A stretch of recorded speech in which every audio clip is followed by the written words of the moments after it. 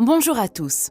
Le livre de Dale Carnegie, Comment se faire des amis et influencer les autres, est l'un des livres les plus efficaces au monde en matière de relations humaines. Si vous voulez améliorer votre QI social, être plus influent et améliorer vos compétences en matière de leadership, ce livre doit être votre Bible. Même si le livre a été écrit il y a 84 ans, il est toujours applicable aujourd'hui, et c'est pour cela qu'il est l'un des livres les plus vendus au monde. Dans cette vidéo, je vais résumer le livre en entier. Après avoir regardé la vidéo, vous pourrez dire que vous avez lu ce livre car elle couvre chaque chapitre et chaque information importante. Partie 1. Techniques fondamentales pour traiter les autres. Chapitre 1. Ne pas critiquer, condamner ou se plaindre. Les gens ne se critiquent pas, et ce, pour quoi que ce soit, même s'ils ont tort. Rappelez-vous que les gens sont des créatures d'émotions et qu'ils sont motivés par leur ego et leur fierté. Critiquer les gens les met presque toujours sur la défensive et ils trouvent des moyens de rationaliser leurs actions. Même les membres de la famille d'un criminel se réfugient souvent dans le déni, accusant le système plutôt que la personne qui a commis le crime. Les critiques blessent la fierté et le sentiment d'importance d'une personne. N'oubliez pas que les gens peuvent garder du ressentiment pour des insultes qui peuvent durer toute une vie. Le célèbre pilote d'essai, Bob Hoover, revenait d'un spectacle aérien à San Diego lorsque, tout à coup, ses 2 moteurs se sont arrêtés. Grâce à un vol impressionnant, il a pu faire atterrir l'avion, sauvant ainsi les personnes à bord. Malheureusement, l'avion a été gravement endommagé. La raison de cette pénible panne de moteur était que l'avion à hélice de la Seconde Guerre mondiale avait été accidentellement rempli de kérosène. De retour à l'aéroport, Hoover a vu le mécanicien qui avait commis l'erreur. Le jeune homme était en larmes, sachant à quel point Hoover devait être furieux de la perte de son avion coûteux et du danger que cela avait représenté pour les 3 personnes à bord. Alors, est-ce que Hoover lui a crié dessus? L'a grondé? L'a critiqué? Pas du tout. En fait, Hoover a dit que pour montrer qu'il croyait que le mécanicien avait appris sa leçon, il aimerait que ce soit le même mécanicien qui répare son avion le lendemain. La raison de la bienveillance de Hoover était peut-être qu'il savait quelque chose que le psychologue B.F. Skinner avait découvert il y a longtemps. Les animaux récompensés pour leur bon comportement apprennent plus efficacement que ceux punis pour leur mauvais comportement. Il en va de même pour les gens. Les critiquer ne les incitera pas à modifier leur comportement car ils ne sont pas essentiellement mus par la raison mais par l'émotion. Toute personne faible peut critiquer ou se plaindre. Il faut un vrai caractère pour comprendre et pardonner. Chapitre 2. Donner une appréciation honnête et sincère. L'un des moteurs les plus puissants du comportement humain est le désir d'être apprécié par les autres. Nous aimons tous être complimentés et entendre que nous faisons du bon travail. Certains prétendent même que toute la civilisation repose en définitive sur le désir humain d'être important.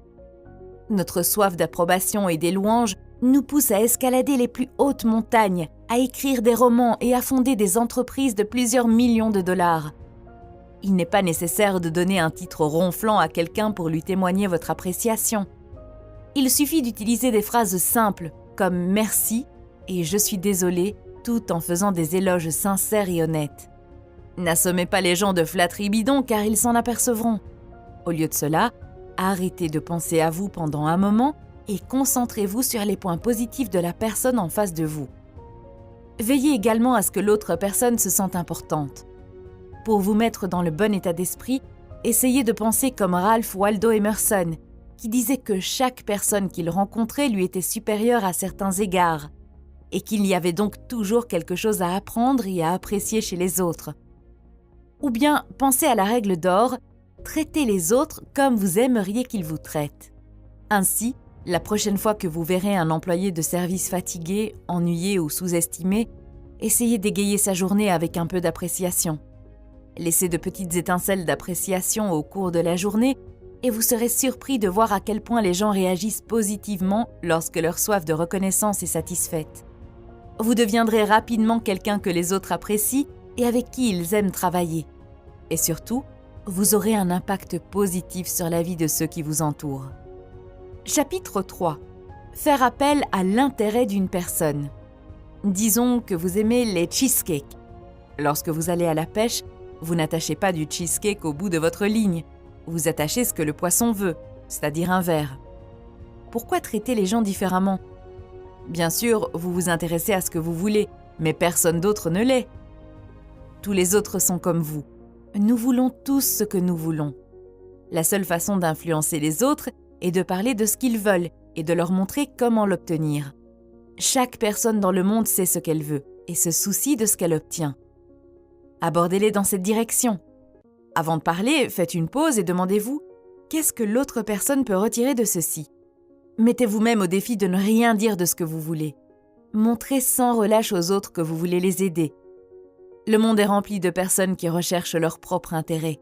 Ainsi, la rare personne qui sert les autres de manière désintéressée a un énorme avantage. Andrew Carnegie avait une belle-sœur dont les enfants ne répondaient jamais aux lettres.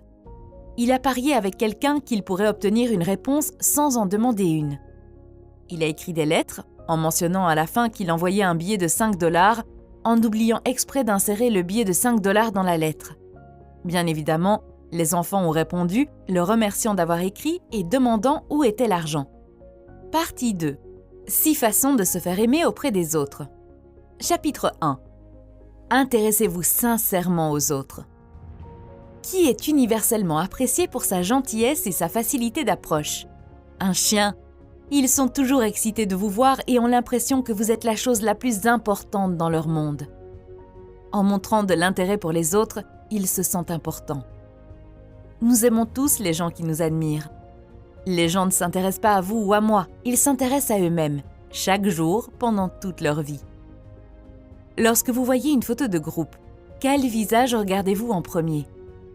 Souvenez-vous que vous vous faites des amis beaucoup plus facilement en vous intéressant à eux qu'en essayant de les intéresser à vous. Interrogez les gens sur leur passé et leurs objectifs. Souvenez-vous des problèmes que les gens rencontrent et lorsque vous trouvez une solution, partagez-la avec la personne. Faites l'effort de parler aux personnes qui sont en dessous de votre niveau, les employés qui ne relèvent pas de vous, les personnes de service, etc.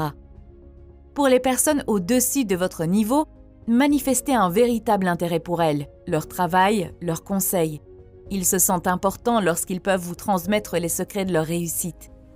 Chapitre 2. Sourire. Un sourire dit « Je t'aime bien »,« Tu me rends heureux »,« Je suis heureux de te voir ». C'est un message de bonne volonté. Il était une fois un agent de change new-yorkais du nom de William B. Steinhardt qui, sur les conseils de l'auteur, décida d'essayer quelque chose de nouveau. Auparavant râleur notoire qui souriait rarement dans sa vie personnelle ou professionnelle, Steinhardt s'est engagé à sourire davantage en se regardant dans le miroir le matin du début de son expérience. Il a commencé la journée en saluant sa femme avec un sourire, puis en souriant au portier de son immeuble, puis à la caissière de la station de métro, puis au trader de la salle des marchés et à ses collègues au bureau. Le résultat? Les gens ont commencé à sourire en retour. Chez lui, Steinhardt a déclaré qu'il y avait eu plus de bonheur au cours des 2 premiers mois de l'expérience que pendant toute l'année précédente. De plus, il a constaté qu'au travail, les plaintes et les doléances étaient plus faciles à traiter, ce qui lui a permis de gagner plus de revenus qu'auparavant. En bref, il était un homme plus riche et plus heureux. Comme le montre cette histoire, un sourire peut faire beaucoup de bien. Si une personne que nous venons de rencontrer nous sourit, nous avons tendance à l'apprécier automatiquement. Le sourire d'un bébé, par exemple, nous fait immédiatement chaud au cœur, tout comme le fait de voir un chien remuer la queue par pure joie de nous voir. Donc, si vous voulez vous rendre instantanément sympathique aux yeux de quelqu'un, montrez-lui que vous êtes heureux de le voir en souriant. Lorsqu'ils verront à quel point vous êtes heureux de les rencontrer, ils ne pourront s'empêcher d'être heureux de vous voir aussi. Chapitre 3. Rappelez-vous que le nom d'une personne est, pour cette personne, le son le plus doux et le plus important de toute langue. Un nom est l'identité d'une personne. Il la rend unique parmi toutes les autres. C'est le principe que j'ai toujours ignoré auparavant et chaque fois que je rencontrais quelqu'un de nouveau, j'entendais son nom et je l'oubliais au bout de 5 secondes. Et plus tard, quand j'avais besoin de son nom, je m'excusais toujours en disant « Je suis désolée, je ne suis pas douée avec les noms. Pourriez-vous répéter votre nom ?» Après avoir lu le livre, j'ai remarqué que c'était une énorme erreur. Lorsque vous vous rappelez le nom d'une autre personne, Cela montre que vous l'avez vraiment écoutée et que vous vous êtes soucié d'elle pendant la conversation. L'utilisation des noms réduit la barrière et permet aux autres personnes de se sentir plus proches de vous. De nos jours, lorsque je rencontre quelqu'un, je fais vraiment attention aux premières secondes où il mentionne son nom. Et au lieu de dire simplement « Enchanté de faire votre connaissance », je dis toujours « Enchanté de faire votre connaissance, Tom ». En répétant le nom, je m'en souviens mieux et l'autre personne se sent liée à moi. Alors, la prochaine fois que vous irez à la salle de sport ou ailleurs, au lieu de dire « Bonjour, comment vas-tu aujourd'hui ?» dites « Salut Tom, comment vas-tu aujourd'hui ?» Vous commencerez à voir la différence. Dire le nom est un compliment subtil et bienvenu. L'oublier ou mal l'orthographier est une erreur rédhibitoire qui suggère que vous n'avez pas pris soin de le comprendre correctement. Les gens paient beaucoup d'argent pour qu'on se souvienne de leur nom après leur mort, en nommant des bâtiments, en dédiant des parcs à leur nom, etc. Un homme d'affaires qui ne se souvient pas du nom de ses clients importants veut dire qu'il ne se soucie pas d'une grande partie de son activité. Carnegie voulait fusionner avec une compagnie de voitures, appelée Pullman. Lorsque Carnegie a mentionné que la nouvelle société s'appellerait toujours Pullman, Pullman est devenu beaucoup plus enthousiaste. Si vous avez des difficultés à vous souvenir des noms, assurez-vous de les attraper lorsqu'ils sont mentionnés pour la première fois dans la conversation et demandez qu'ils soient répétés ou même éplés si nécessaire. Ensuite, répétez-le à la personne plusieurs fois au cours de la conversation. Et enfin, lorsque vous êtes seul, établissez une sorte de connexion pour mieux vous en souvenir. Chapitre 4. Soyez un bon auditeur. Encouragez les autres à parler d'eux-mêmes. La vie d'une personne est la plus importante pour cette personne. Le mal de tête d'une personne est plus important pour elle qu'une famine qui tue 1 million de personnes. En permettant à quelqu'un de parler, cette personne se sent importante et flattée.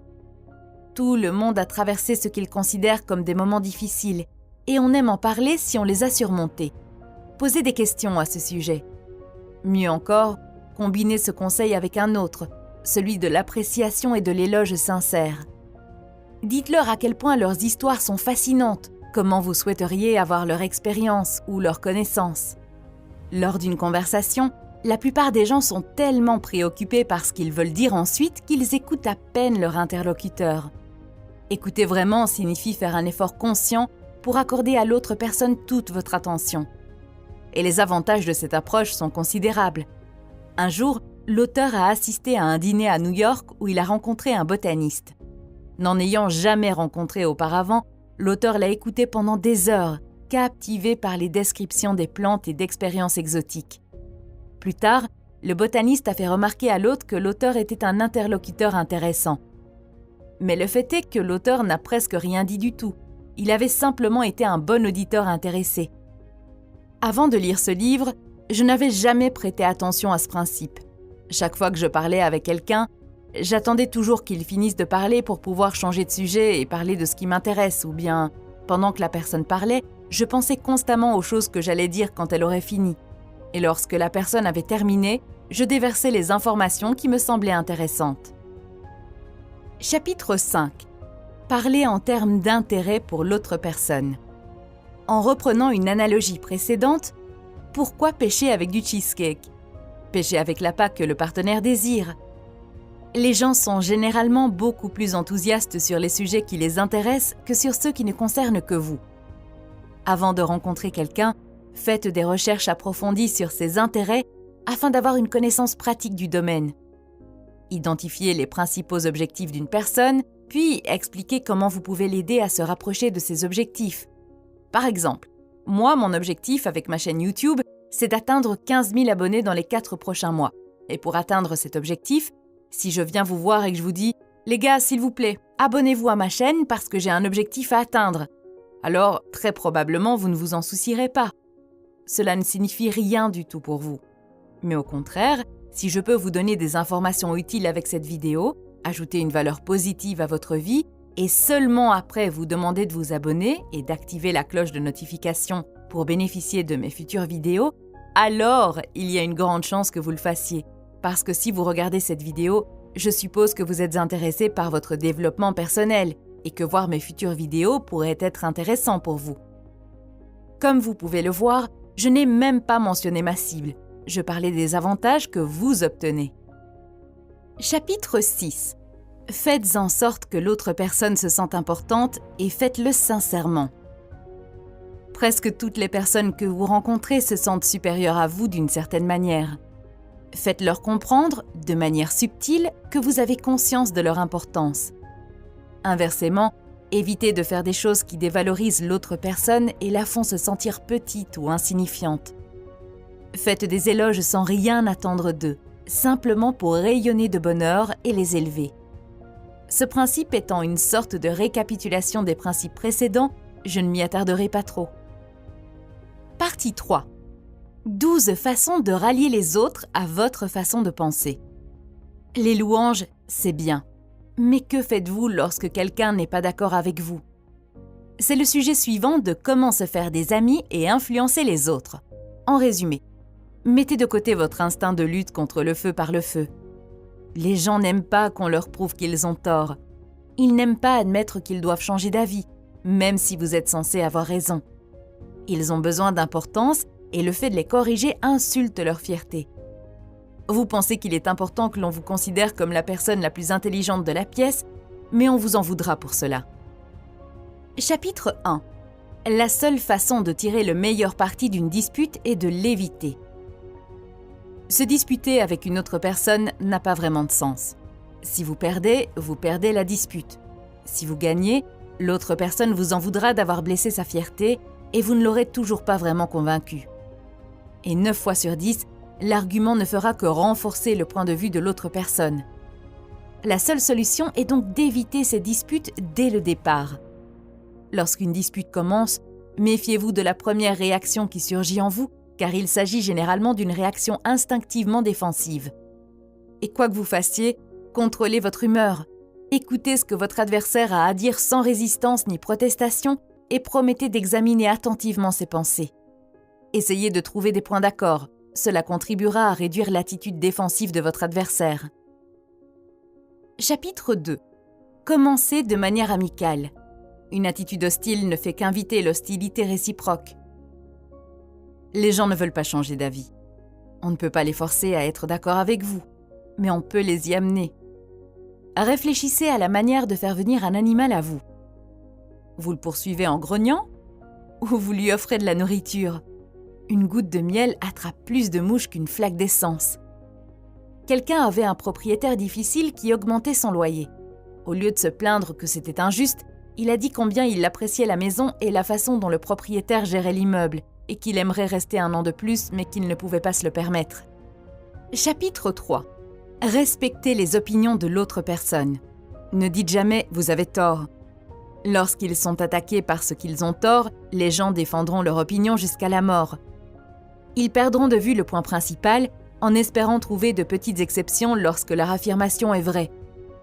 Nous formons des croyances de manière irréfléchie, mais développons ensuite une passion irrationnelle pour les défendre lorsque quelqu'un menace de nous prouver que nous avons tort. Prenons l'exemple de l'auteur qui a engagé un décorateur d'intérieur pour confectionner des rideaux pour sa maison.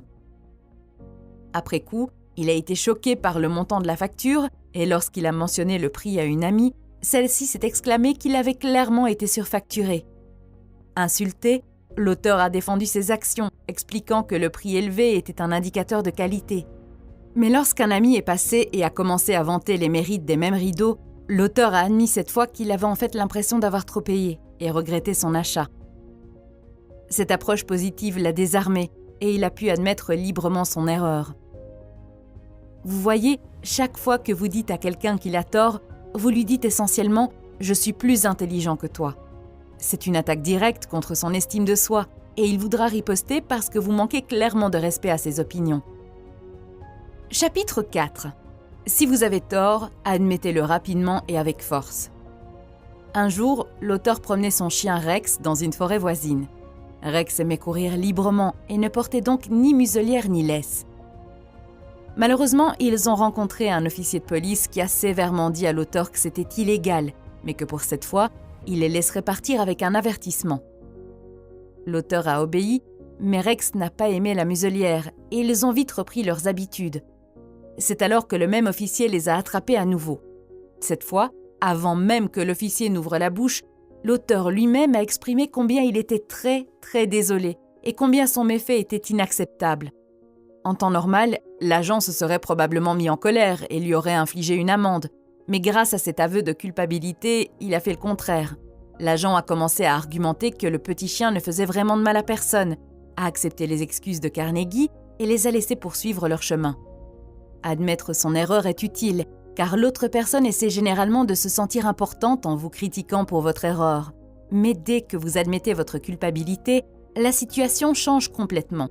Désormais, pour se sentir important, il ne peut plus vous attaquer, mais doit faire preuve de générosité en vous pardonnant. C'est exactement ce qui a rendu l'officier de police si indulgent dans l'exemple.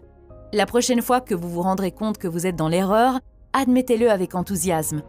Vous obtiendrez de meilleurs résultats et vous constaterez que c'est bien plus agréable que de devoir vous défendre lorsque l'autre personne vous fait remarquer votre erreur. Chapitre 5. Laissez l'autre personne faire une grande partie de la conversation. Une personne qui n'est pas d'accord avec vous ne vous prêtera pas attention pendant qu'elle pleure pour s'exprimer. Encouragez-la donc à exprimer pleinement ses idées. Je suis sûre que vous avez déjà assisté à des disputes au cours desquelles aucune personne n'écoutait l'autre parce qu'elle avait l'impression que ses arguments n'étaient pas reconnus par l'autre partie. Résistez donc toujours à la tentative d'interrompre votre interlocuteur. Cela vous coûtera cher chaque fois que vous le ferez. Imaginez qu'il y ait une bouteille vide qui se remplit au fur et à mesure que la personne parle. Lorsqu'elle remplit la bouteille, elle devient beaucoup plus réceptive aux nouvelles pensées. Avant que la bouteille ne soit pleine, elle ne se sent pas écoutée. Chaque fois que vous l'interrompez, vous videz la bouteille et elle doit recommencer. Chapitre 6. Essayez honnêtement de voir les choses du point de vue de l'autre personne. Si vous étiez né dans le même corps que votre partenaire, que vous aviez vécu ces expériences et que vous voyez le monde à travers le même prisme, vous arriveriez par définition aux mêmes conclusions. Considérez les idées et les sentiments de l'autre personne comme aussi importants que les vôtres. Imaginez que vous regardez l'extérieur à partir du corps d'une autre personne. Adopter cette attitude est en fait productif. Cela vous aidera à découvrir les intérêts de votre partenaire et à articuler votre argument pour faire appel à ses intérêts. Par exemple, mettez-vous à la place de l'intervieweur. Pensez-vous qu'elle aime le processus d'entretien et parler à des dizaines de personnes? Elle espère également que la prochaine personne qui entrera sera la bonne. Elle veut aussi mettre fin aux entretiens. Changez votre perspective. Au lieu de considérer un entretien comme une réunion visant à résoudre votre problème, voyez-le comme une réunion visant à résoudre le problème d'une autre partie. Si vous vous concentrez sur leurs problèmes et expliquez comment vous allez les résoudre, votre problème sera également résolu. Chapitre 7. Soyez compréhensif avec les idées et les désirs de l'autre personne. Toute personne en colère se sent complètement justifiée dans sa colère, peu importe ce que vous croyez. Pensez-vous que lorsque vous êtes en colère, vous vous dites « Je sais que je suis irrationnel et que ma colère n'a pas de sens, mais je vais quand même être en colère. » Les gens ont faim de sympathie. Ils veulent que nous reconnaissions tout ce qu'ils ressentent. Si nous pouvons sympathiser avec les autres, ils apprécieront également notre point de vue et se rallieront souvent à notre façon de penser. Chapitre 8. Commencez par des questions auxquelles l'autre personne répondra oui. Chaque fois que quelqu'un dit non, il s'enferme dans la défensive et le biais de cohérence. Donc, ne commencez pas par parler des domaines dans lesquels vous différez. Commencez par ce sur quoi vous êtes d'accord. Amenez la personne à dire oui. Au lieu d'imposer votre conclusion à la personne, guidez-la vers votre conclusion par une série de questions logiques. Cela peut ressembler à un piège si la personne se rend compte de ce que vous faites. Il est préférable de le faire sur un ton authentique et patient plutôt que sur le ton de celui qui connaît déjà les réponses. Posez des questions difficiles dont les réponses ne sont pas claires, afin de ne pas donner l'impression de piéger la personne dans un coin. Cette technique est très utilisée par les vendeurs. Par exemple, imaginez que je veuille vous vendre le résumé de mon livre. Et je vous dirais « Vous semblez être une personne qui aime lire, n'est-ce pas ?» Vous répondriez « Oui ». Alors je me lance et je dis « Aimez-vous économiser de l'argent ? Aimez-vous économiser du temps ?» Très probablement, vos réponses seraient à nouveau « oui ». Une fois que j'aurai obtenu ces « oui », je vous dirai alors « Achetez mes résumés de livres ». C'est exactement ce que vous voulez. Cela vous fera gagner du temps, de l'argent, et vous lirez un livre beaucoup plus rapidement. Comment vous sentiriez-vous à ce moment-là ? Je suis sûre que vous auriez l'impression que je vous ai piégé dans quelque chose que vous ne voulez pas. Même si vous aimiez mon produit, vous seriez rebuté par mon approche et vous vous éloignerez probablement. Chapitre 9. Laissez l'autre personne sentir que l'idée est la sienne. Les gens aiment mieux leurs propres idées que celles des autres. Quand on trouve nos propres idées, on se sent intelligent et important. L'exécution de nos propres idées, au lieu de celle de quelqu'un d'autre, nous donne un sentiment de contrôle. Par exemple, une fois je négociais avec une personne assez dure qui n'aimait pas faire de compromis. Après un certain temps, j'ai remarqué qu'il serait très difficile de parvenir à un accord. J'ai donc décidé d'appliquer cette tactique et lui ai dit « Vous connaissez ce sujet mieux que moi, vous êtes l'expert mondial en la matière. Je veux donc connaître votre opinion. Comment pouvons-nous parvenir à un accord ?» La personne s'est arrêtée un instant, puis a commencé à me donner des conseils et des options. Son approche est passée de celle d'un adversaire à celle d'un mentor. Après avoir entendu toutes ces options, j'en ai choisi une et j'ai décidé de l'appliquer. Après m'avoir donné l'option, il était beaucoup plus engagé et intéressé à le mettre en œuvre avec succès. Chapitre 10. L'appel à un motif plus noble. Une personne a généralement 2 raisons de faire une chose, une qui semble bonne et une vraie. Oubliez la vraie raison. Faites appel à ses principes moraux les plus élevés. Par exemple, lorsque quelqu'un rompt l'accord, dites que votre impression du caractère de la personne était d'une grande intégrité. Donnez-lui un peu de temps pour y réfléchir. S'il revient et veut continuer, vous l'accepterez sans hésiter et admettrez que votre jugement sur son caractère est erroné. Mais vous continuez à croire personnellement qu'il est un homme de parole et qu'il ne rompra pas l'accord. Ne voulons pas perdre les motifs plus nobles que nous posons. Chapitre 11. Dramatisez vos idées. L'attention est plus rare que jamais. Trouvez des moyens de la capter, sans tomber dans l'artificiel.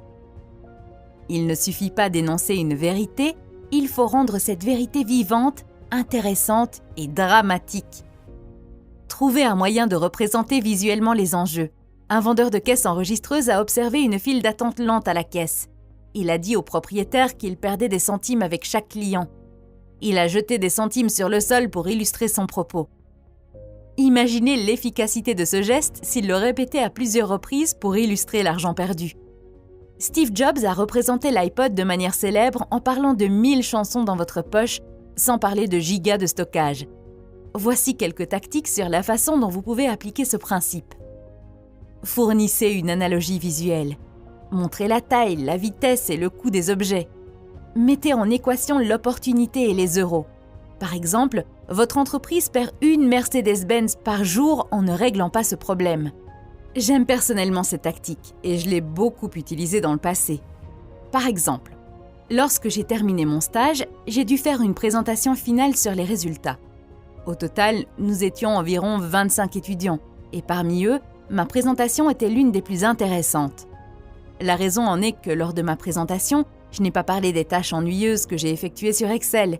J'ai simplement commencé par dire que mon stage avait permis à l'entreprise d'économiser 1 300 €. Une fois que j'ai dit ça, tous les managers dans le public ont commencé à écouter très attentivement et ont posé beaucoup de questions à la fin. Pour être honnête, j'ai fait les mêmes choses ennuyeuses que les autres stagiaires. Je dirais même que j'en ai fait moins. La seule différence était que je calculais le nombre d'heures que j'avais passé et que je le convertissais ensuite en euros. Comme il s'agissait d'un stage non rémunéré, je pouvais facilement dire que j'avais fait des économies, car si un employé rémunéré faisait le même travail, l'entreprise devait lui verser un salaire. Chapitre 12. Lancez un défi. Lorsque la motivation ne fonctionne pas, organisez une compétition. Cela stimule les gens car ils ne veulent pas être les seconds. Le désir de maîtriser et d'exceller est un moteur fondamental du comportement. Par exemple, si une personne n'est pas sûre d'elle, remettez subtilement en question sa force. Je ne te reproche pas d'avoir peur. C'est un travail difficile. Il faudra une grande personne pour s'occuper de ce travail. Partie 4. La dernière partie de ce livre porte sur le changement des personnes sans les offenser ni susciter de ressentiment. Chapitre 1. Commencez par des éloges et une appréciation honnête. Il est toujours plus facile d'écouter des choses désagréables après avoir entendu des éloges sur nos bons points. Sans louange, cela semble complètement critique. Lorsque vous faites des éloges, Évitez d'être formel. C'est tout à fait normal dans le monde de l'entreprise où l'on entend des éloges formels, puis une grosse critique et à la fin, de petites éloges à nouveau. À la place de cela, essayez toujours de donner des éloges sincères et spécifiques sur des points précis plutôt que des généralités. C'est encore plus efficace lorsque la personne sait que vous êtes mécontent de son travail et qu'elle est venue vous voir pour se plaindre. Dans cette situation, si vous donnez une appréciation sincère, ce sera une grande surprise et la personne sera réceptive à vos commentaires. Chapitre 2. Attirer l'attention sur les erreurs des gens de manière indirecte. Évitez l'attaque directe. Les gens savent généralement ce qu'ils ont fait de mal. Le fait d'attirer explicitement l'attention crée une résistance. Voici 2 tactiques. Premièrement, faites suivre vos louanges sincères, non pas de mais plutôt de et. Vous avez peut-être entendu dire que ce qui vient après mais ne compte pas. Voici 2 exemples pour vous permettre de comparer. Le premier. Vous avez fait un excellent travail en travaillant dur, mais vous auriez pu éviter ces erreurs d'inattention. Versus, vous avez fait un excellent travail en travaillant dur et si vous vous concentrez ensuite sur l'élaboration d'une liste de contrôle, vous améliorerez votre taux de précision. La dernière approche permet d'éviter le sentiment négatif d'échec. Deuxième tactique. Si une tâche n'est pas exécutée, faites-la vous-même, puis montrez le travail à la personne concernée. Par exemple, John Wanamaker a vu une cliente se faire ignorer au comptoir de vente pendant que les vendeurs discutaient dans un coin. Il a servi la femme lui-même, puis a remis l'achat au vendeur pour qu'il l'emballe. Chapitre 3. Parlez de vos propres erreurs avant de critiquer l'autre personne. Admettre vos propres erreurs montre que vous reconnaissez que la tâche est difficile et que les erreurs de la personne sont compréhensibles. Cela encourage implicitement la personne à se mettre à votre niveau. Carnegie dit que si vous voulez amener les gens à votre façon de penser, parlez toujours de vos propres erreurs avant de critiquer l'autre personne. Ne dites jamais « tu ne fais pas ce qu'il faut » ou « tu ne devrais pas faire ça ». Cela ne ferait que pousser l'autre personne en mode défensif et elle essaiera de prouver qu'elle a raison avec toutes les explications possibles. Au lieu de cela, parlez d'abord de vos propres erreurs, dites-lui ce que vous ressentez lorsque vous êtes à sa place et à quel point vous avez eu tort. Par exemple, j'embauchais des étudiants pour un programme de stage dans une entreprise pour laquelle je travaillais il y a plusieurs années. Au cours du processus d'entretien, j'ai pu constater que de nombreux étudiants ne pouvaient pas vraiment s'exprimer à cause du stress et de la tension. Je suis sûre que ce sentiment vous est familier. Dès que vous entrez dans la salle d'entretien, votre niveau de QI chute à 20 et vous ne pouvez même pas répondre à des questions simples. Cela a également rendu mon travail difficile, car il était difficile d'identifier si l'étudiant ne connaît pas la réponse ou s'il ne peut pas répondre à cause du stress. La situation est encore plus difficile si l'élève est introverti et timide. J'ai donc toujours essayé de les détendre en leur disant que ce n'était qu'une conversation amicale et qu'ils ne devaient pas être stressés. Mais cela n'a jamais marché. Un jour, j'ai décidé d'entamer le processus d'entretien en racontant ma propre histoire d'entretien embarrassante lorsque je postulais pour le même poste que celui auquel ils postulent actuellement. Je leur ai raconté comment je n'ai pas pu répondre à l'enquêtrice lorsqu'elle m'a demandé si je pouvais citer une plateforme de médias sociaux célèbre aujourd'hui. À l'époque, Facebook était la plus grande plateforme de médias sociaux et je l'utilisais tous les jours, mais je ne pouvais pas répondre à une question aussi simple. L'enquêtrice a attendu ma réponse pendant plusieurs secondes, puis a dit en murmurant « Facebook ». Aujourd'hui encore, je ne comprends pas comment j'ai pu ne pas répondre à une question aussi simple. Cette histoire a fait rire les élèves et les a détendus car ils ont pu voir que j'ai aussi été à leur place. Et le fait d'admettre ma propre histoire embarrassante les a mis à l'aise. Cela a montré que nous sommes tous humains et que nous faisons des erreurs dans ce type de situation stressante. Chapitre 4. Poser des questions au lieu de donner des ordres. Poser des questions présente de nombreux avantages. Premièrement, cela permet à votre partenaire de parvenir à ses propres conclusions de manière indépendante. Les gens aiment mieux leurs propres idées. Deuxièmement, cela donne le contrôle à la personne et la fait se sentir importante. Au lieu de suivre les ordres de quelqu'un d'autre, la personne suit maintenant les siens. Troisièmement, cela stimule la créativité de votre partenaire. De nouvelles et meilleures idées peuvent en effet surgir. Voici quelques questions que vous pouvez utiliser. Tu penses que ça pourrait marcher? Que pensez-vous de ceci? Pouvons-nous penser à différentes façons de le faire?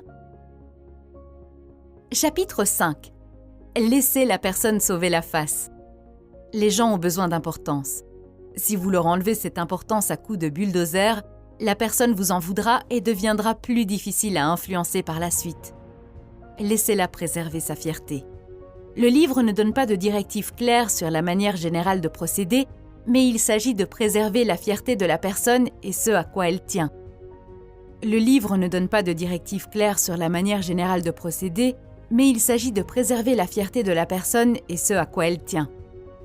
Par exemple, lorsqu'une employée a fait une erreur, elle s'en est excusée et a dit qu'elle aurait le nouveau rapport avant la prochaine réunion. Au lieu de critiquer sa négligence, le manager l'a remerciée pour son travail, a dit que ce n'était pas une erreur inhabituelle pour un nouveau projet, a exprimé sa confiance en elle et a su qu'elle avait fait de son mieux. Chapitre 6. Louer la moindre amélioration. Féliciter chaque amélioration incite l'autre personne à continuer à s'améliorer. Encore une fois, gardez à l'esprit que les gens ont soif d'importance comme de l'eau, et le fait de leur donner un petit peu d'éloge leur donne envie de plus. Je crois personnellement au pouvoir de cette tactique, car j'ai vu comment elle fonctionne dans ma propre expérience. Elle m'a fait passer du statut de personne timide et peu communicative à celui de chef d'équipe capable de gérer 25 personnes et de faire des présentations devant des centaines de personnes. Si vous comptez appliquer cette tactique, faites des éloges spécifiques. Soulignez une réalisation spécifique au lieu de faire des remarques générales flatteuses. Votre éloge aura l'air plus sincère. Je me souviens que lorsque j'ai commencé mon 2e emploi, de nombreux collègues m'ont conseillé de faire très attention à l'un des employés en Inde. Ils m'ont dit qu'il était plutôt paresseux, qu'il répondait aux emails très tard et que la qualité de son travail n'était pas bonne. Plusieurs de mes collègues se sont même plaints à son responsable, mais cela n'a pas changé grand-chose. Lorsque j'ai commencé à travailler avec lui, j'ai pu constater que mes collègues avaient raison. Mais au lieu de me concentrer sur ses erreurs, j'ai décidé d'appliquer le principe de Carnegie, de me concentrer sur les petites choses positives et de le féliciter sincèrement. Ainsi, chaque fois que j'ai vu ne serait-ce qu'un petit travail positif de sa part, je l'ai félicité pour ce travail spécifique et j'ai parfois ajouté son responsable en CC. Au fil du temps, le nombre de bonnes actions a commencé à augmenter et après 7 semaines, il était une personne complètement différente. Il est devenu très proactif et amical dans ses communications, et ce n'était pas seulement envers moi, mais aussi envers les autres. Il m'a même ajouté comme ami sur Facebook, ce qui n'est jamais arrivé à aucun de mes collègues auparavant. Chapitre 7. Donnez à la personne une bonne réputation à laquelle se conformer. Si vous voulez améliorer quelque chose chez une personne, faites comme si ce trait était déjà une de ses caractéristiques exceptionnelles. Par exemple, disons que lors d'une conversation avec vos amis, l'un d'entre eux dit qu'il vous connaît comme une personne capable de garder un bon secret et à qui on peut faire confiance quelles que soient les conditions. Le reste de vos amis sont également d'accord avec cette opinion. Après avoir entendu cela, même si vous n'êtes pas une personne capable de garder un bon secret, vous commencerez à agir comme tel. Vous ferez très attention à ne pas perdre ce statut. Vous parlerez toujours très prudemment afin de ne pas révéler le secret de quelqu'un et perdre votre précieux titre. Chapitre 8. Faites en sorte que la faute semble facile à corriger. Si vous dites à quelqu'un qu'il n'a pas le talent et qu'il ne sera jamais bon à quelque chose, vous avez supprimé tout intérêt et tout espoir d'amélioration. Dites-lui plutôt qu'il a le bon talent et les bonnes bases, mais qu'il doit simplement s'entraîner à s'améliorer. Faites en sorte que les étapes soient faciles à réaliser. Exemple, un professeur de danse s'adresse à un mauvais danseur. Vous avez un sens naturel du rythme. Vous êtes un danseur né. Chapitre 9. Rendez la personne heureuse de faire ce que vous lui suggérez de faire. Ce principe est similaire à l'un des principes précédents qui consistait à garder à l'esprit l'intérêt d'une autre personne. Je pense personnellement que le fait de ne parler que des intérêts des autres peut éveiller des soupçons. Par exemple, si quelqu'un ne parle que de vos intérêts sans parler des siens, vous pourriez soupçonner que tout n'est pas révélé. Une façon d'éviter de paraître malhonnête est de reconnaître d'emblée pourquoi vous voulez cette action, puis de parler des avantages dont vous bénéficiez tous les deux. Merci d'avoir regardé cette vidéo.